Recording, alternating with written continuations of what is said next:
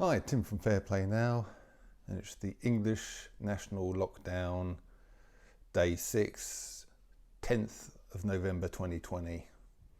And I'm in a little bit of a conspiracy theory mood today. And I'd just like to explore the various conspiracy theories that are knocking around. And I'll build a little bit of today's news into the conspiracy theories, but this is how I reckon the various theories out there surrounding COVID-19 break down. And I'm going to go from the kind of least sinister all the way up to the most sinister in order. But first of all, before I do that, I've got to ask the question, why are there so many people out there believing in conspiracy theories now? Well, and first of all, you've got to ask yourself the question, why is there so much censorship around? And why is it that Facebook are banning posts or taking posts down when it's not even anything that inflammatory? We've got personal experience of that now. My wife actually put a post linked to a video from an eminent scientist, and she linked this video in a Facebook post, only to go back to it the next morning to see that Facebook had taken it down.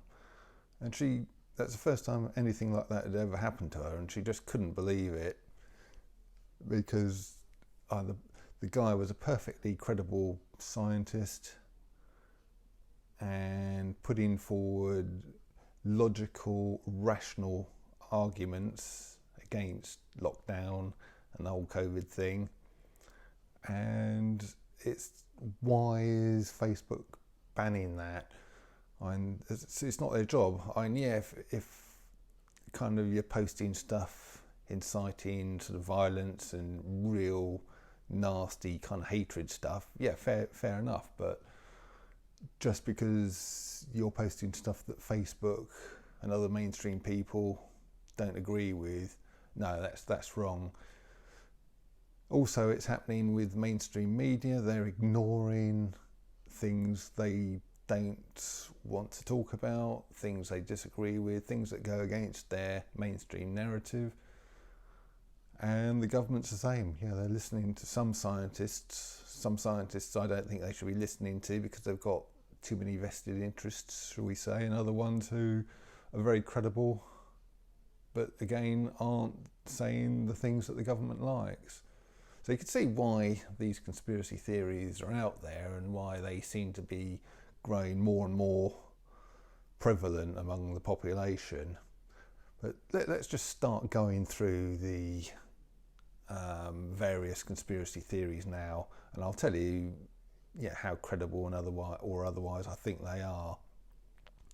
So first of all, we've got the one that the government and the mainstream media and all the rest of them, powers that be, are fighting a global pandemic, and they're doing their best to fight it, but they're just totally inept. They're sort of going around in circles, doing things that don't work, implementing second lockdowns when it's been proven the first one didn't really do any good, doing crazy policies that just don't seem to make sense, telling you one thing and then the next week doing something totally different, having such discrepancies as allowing kind of 15 people to weddings but 30 people to funerals and all this kind of thing. And it just all adds up to them being completely and utterly inept. I don't really buy that, because after all, they're very intelligent people, and you don't get to be Prime Minister, you don't get to be Chief Scientific Officer or Advisor and all these other influential positions without having a lot of stuff going on up here, a lot of brains. So I don't really buy that one, I'm afraid. The second one is that they are just gone totally power mad, power crazy. To start with, they started off well-intentioned, but the various scientific advisors who are normally hidden away and you never see from one year to the next, all of a sudden kind of shoved out into the limelight, and they love the attention. The media, mainstream media, who have been in decline for years, have now gone right back up attention-wise, getting a lot more attention than they were getting pre-COVID. And of course, the media craves attention. It's kind of their oxygen, if you like. They need attention in order to get revenue, basically. And politicians crave power. Doesn't matter how liberal they tell you they are, how democratic they tell you they crave power. I don't think you'd go into politics if you didn't like having power over other people. So I think this whole COVID thing has been a power grab. Well, that's what this second conspiracy theory says, that they've just gone totally power mad. And of course, they're milking it for all they're worth. I mean, it's common knowledge that Valence and Hancock have got shares in the vaccine companies, and people like Boris Johnson just love having the power and the attention. And I don't think they really want to go back to pre-COVID days when they didn't have so much power and they didn't have so much attention. So that's probably the one I buy into the most. Then moving up the scale to level 3, conspiracy theory level 3, is that it's a big environmentalist plot. Basically, lockdowns are an environmentalist's kind of biggest dream come true. You know, no one's flying, no one's driving around, no one's doing this, no one's doing that, and therefore, yeah, the emissions have gone right down. I think it's been proven that this year there's been a 7% reduction in emissions, which, lo and behold, they're saying, the environmentalists say, that to get on track for where we need to be with kind of CO2 reductions, we need to sort of cut emissions by 7% each and every year between now and 2030. So they've got their 7% for 2020. And we've also got this thing called the Great Reset, which is a real thing. I just look it up and kind of do searches for the Great Reset and you'll see it come up. So it's a real thing, and it's where these sort of big, powerful international organisations and environmentalists want to basically change how we live, not let us kind of fly around nearly as much, or if at all anymore. Pre-COVID, yeah, we were going in the right direction, but probably changing all your light bulbs over to low energy ones, and the odd person buying an electric car here and there, and the odd new wind farm being set up, probably wasn't cutting the mustard as far as the environmentalists were concerned, and they just wanted to implement something far, far more drastic in the way of cuts are concerned. So along comes COVID, we all get locked down, we all keep getting locked down, all our lives are restricted now, and the emissions are being cut.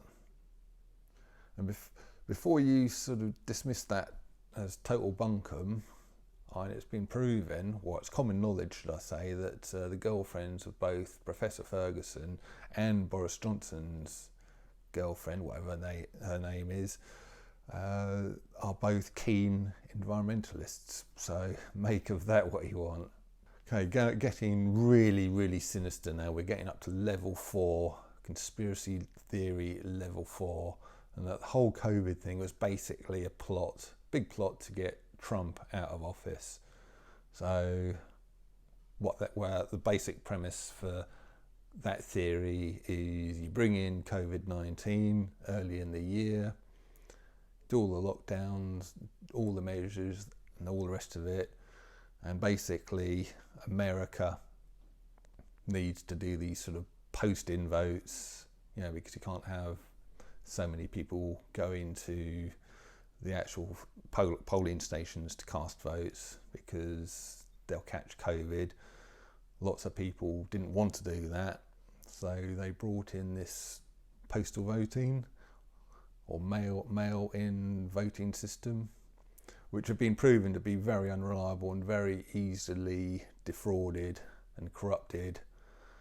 And so the Democrats, backed by their kind of globalist kind of backers and allies, do something to fiddle all the votes, the postal votes, and sway the kind of election result away from Trump and into Biden's favour, which, if that's what's happened, it looks like it's working. Although, having said that, looking at the news, there are more and more states now looking at doing recounts.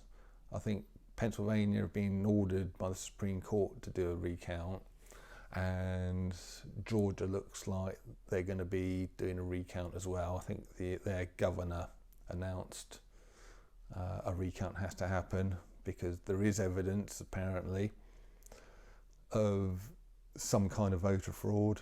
And whether the recounts will make any difference, who knows? It might just transpire that it didn't make a lot of difference anyway, and that Biden's the sort of legitimate kind of winner anyhow.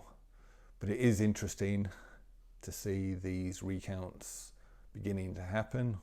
And don't forget, although everybody's saying that, oh yeah, Biden's won, he hasn't yet, because the electoral college, this electoral college that the United States has, they've got to declare the winner before there is a winner, sort of thing. And they haven't done that yet, because I think they are waiting for the investigations into the sort of so-called electoral fraud to be looked into. So that in itself is a little bit telling. And then we get to the most sinister level 5 of the conspiracy theories, and that it's all a population control thing. So you bring in this horrible virus somehow, or let it sort of come in, let it spread, let it go through the whole world, and then you get everybody locking down. Everybody's lives are disrupted. Everybody's lives are destroyed. The economies are destroyed. And lockdown after lockdown, restriction after restriction happens worldwide, until you get to the stage where people are just crying out for a vaccine. And you bring in a vaccine, lo and behold, the vaccine comes in. Bearing in mind, I think it's just today, or maybe yesterday, Matt Hancock and the government of, Boris Johnson as well, just announced that a vaccine is very close now. So I reckon probably just after Christmas, they'll declare a vaccine is ready to go. And anyway, carrying on with the conspiracy theory, there's going to be something in this vaccine. Maybe not all of them, but in certain areas around the world, there'll be something in the vaccines which will sterilise people, even kill people. Not kill you straight away, but there'll be something in them which will basically mean that you'll perhaps pass away in your late 60s, early 70s, rather than 80s, 90s. So that is probably the worst case scenario of the conspiracy theories. Not sure how much I buy into that. It does seem very far-fetched. Seems very, very drastic and very, very evil, obviously. But you do have to ask yourself a few questions. When you've got this thing, president of Belarus, whatever his name is, can't remember his name, but apparently he's saying that he was offered a bribe from the International Monetary Fund, and he's saying that the IMF offered him and his country a $1 billion bribe if he kind of locked down his country, sent his country into lockdown, and he refused. So I'm not sure how much is in that story, but it's quite an interesting one, isn't it? I don't really buy into this heavy, this very, very heavy duty level 5 conspiracy theory. But I tell you what, these conspiracies are all very well when it comes to them talking about who killed Kennedy or who really caused 9/11 and all that kind of thing. But when it comes to something that could be injected into your body in a few months' time, you better make bloody sure that it's actually just a conspiracy theory and not anything else. So I thought I'd just spend today as a little bit of a different one today. Day 6 of the English national lockdown. Tim from Fair Play Now, thanks for watching.